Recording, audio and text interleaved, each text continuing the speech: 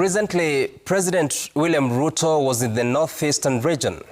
Among many other things, he was there to commission the construction of Wajir Stadium at a cost of 900 million shillings.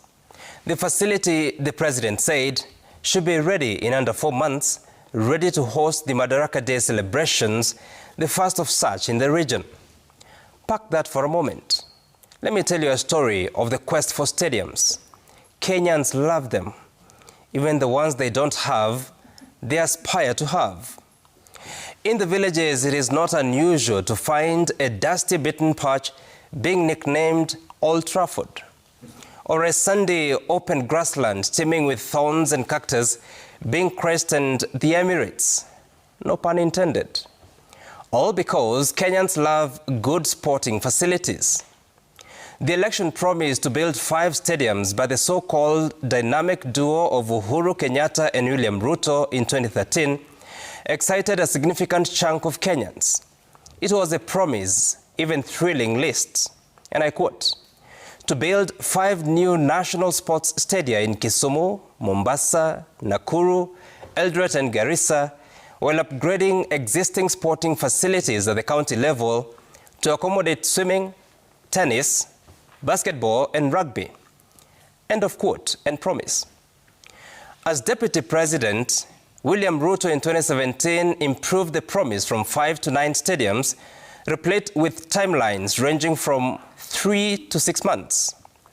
But that is what under the stadium, rather the bridge. Let's talk about what happened instead of what didn't. Talanta Stadium is up and on course, and based on images shared, may well meet the expectations of many Kenyans. We'll talk about the cost of Talanta some other day. Another day because there's a worrying dark side to the clear endeavors to construct stadiums around the country.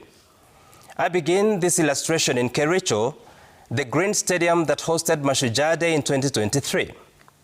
It is now known as Kiprugut Chumo Stadium. The Auditor General reports that the refurbishment of that stadium cost 408 million shillings.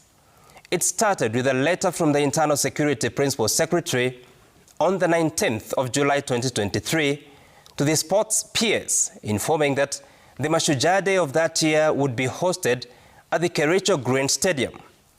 The Director General of Sports Kenya had informed the Kericho governor of the same on a day before, and refurbishment works were to commence.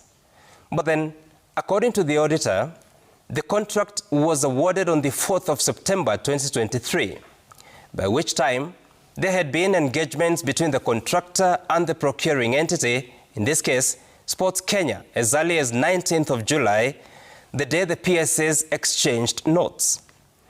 A day after the contract was signed, meaning the 5th of September, it was communicated that the contractor had achieved 50% progress in the works, and therefore a part payment of 183 million shillings was due.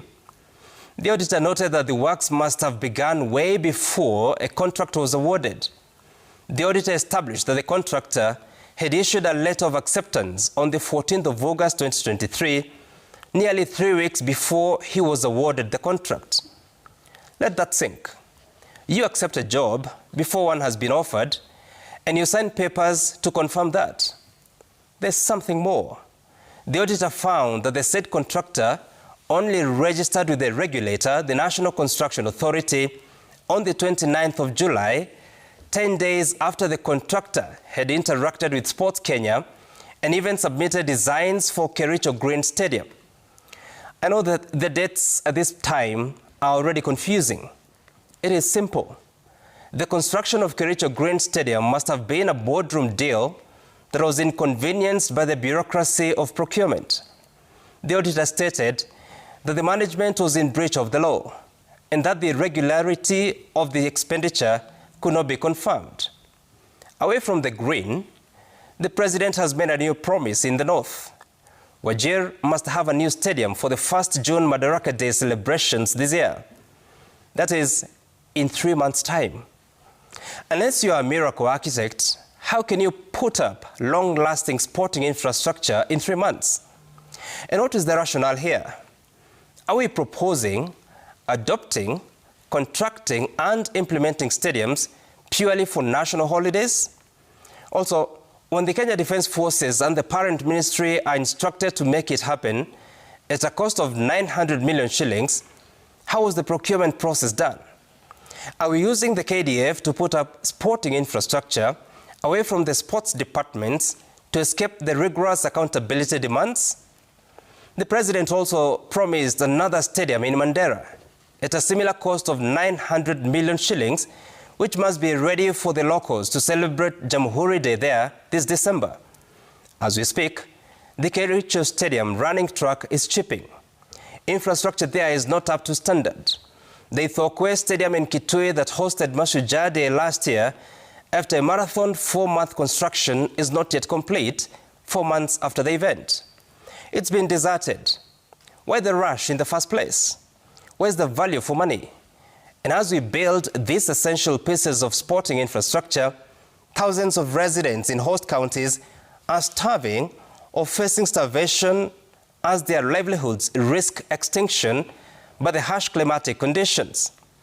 For now, let us play or pray in 3 months' time. That's my sense tonight.